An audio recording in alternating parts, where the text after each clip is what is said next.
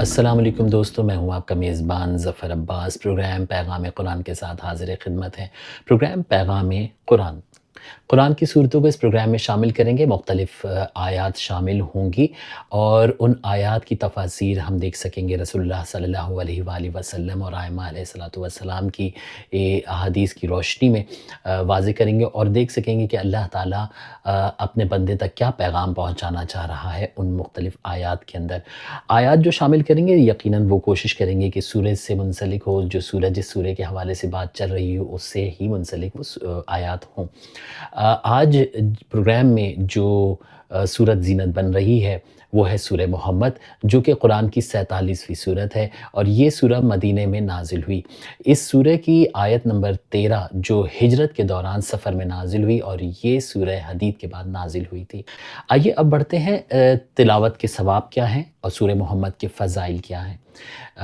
سورہ محمد کے پڑھنے کے، تلاوت کرنے کے فضائل کیا ہیں، اس کے حوالے سے مختلف احادیث ہیں جن کی روشنی میں ہم دیکھ سکیں گے کہ کیا فضائل ہیں اور کیا ثواب ہیں۔ پہلی حدیث شامل کرتے ہیں پروگرام میں۔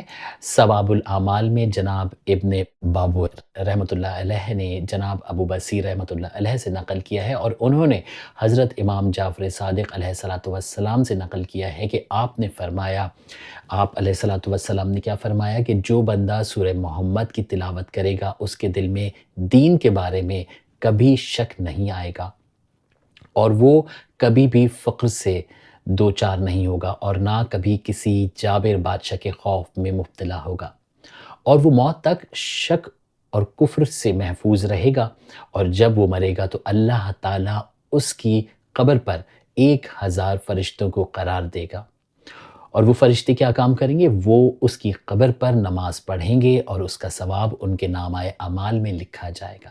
یعنی وہ فرشتے اس کی قبر پر نماز پڑھتے رہیں گے اور جتنے بھی ثواب ہوگا، وہ جتنا بھی ثواب نماز کا ہوگا وہ اس کے نامہ اعمال میں، اس قبر میں موجود اس کے مرنے کے بعد اس کے نامہ اعمال میں لکھا جائے گا۔ جب وہ قبر سے باہر آئے گا تو فرشتے اس کے ساتھ چلیں گے۔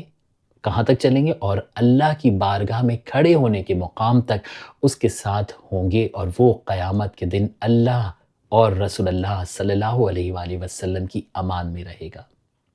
ایک اور حدیث شامل کرتے ہیں اسی سورہ محمد کی تفسیر کے حوالے سے کہ خواص القرآن میں رسول خدا صلی اللہ علیہ وآلہ وسلم، یہ سورہ محمد کی ظاہر فضائل ہیں۔ اب آپ دیکھیے کہ خواص القرآن میں رسول اللہ صلی اللہ علیہ وآلہ وسلم سے نقل ہوا ہے کہ آپ صلی اللہ علیہ وآلہ وسلم ارشاد فرماتے ہیں کہ جو بندہ اس سورہ کی تلاوت کرے گا تو جب وہ قیامت کے دن قبر سے باہر آئے گا تو وہ جدھر بھی منہ کرے گا اس کو رسول اللہ صلی اللہ علیہ وآلہ وسلم کے چہرے مبارک کی زیارت ہوگی۔ چہرہ اقدس جہاں وہ نظر اٹھائے گا وہ چہرہ اقدس رسول اللہ صلی اللہ علیہ وآلہ وسلم دیکھ سکے گا، اور اللہ پر حق ہوگا کہ وہ اس کو جنت کی نہروں سے سیراب فرمائے۔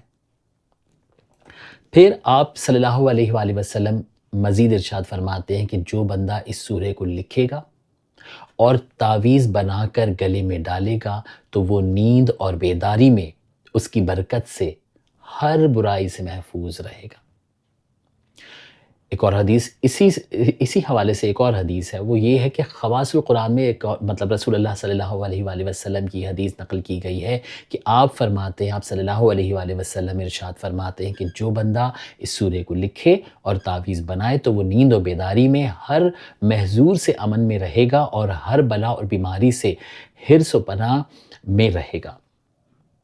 ایک اور حدیث جو کہ امام جعفر صادق علیہ الصلوۃ والسلام سے نقل کی گئی کہ وہ فرماتے ہیں جو بندہ اس سورہ کو لکھے اور اس کو تعویذ بنا کر گلے میں ڈالے تو ہر جن اس سے دور رہے گا، ہر جن اس سے دور رہے گا، ہر ایسی چیز جو ہر برائی اس سے دور رہی اور نیند اور بیداری میں امن میں رہے گا، اور جب وہ اس کو اپنی دستار قرار دے گا تو ہر ناگہانی آفت سے محفوظ رہے گا۔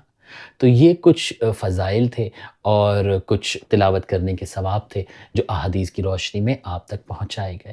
پروگرام پیغام قرآن سے اپنے میزبان ظفر عباس کو یہیں پہ اجازت دیجیے۔ اگلے پروگرام میں ہم مختلف آیات جو سورہ محمد سے منسلک ہوں گی وہ لے کر آئیں گے۔ ہمارے ساتھ اسی طریقے سے ساتھ رہے گا انشاءاللہ۔ اگلے پروگرام تک کے لیے اجازت دیجیے اپنے میزبان ظفر عباس کو۔ اللہ حافظ، فی امان اللہ۔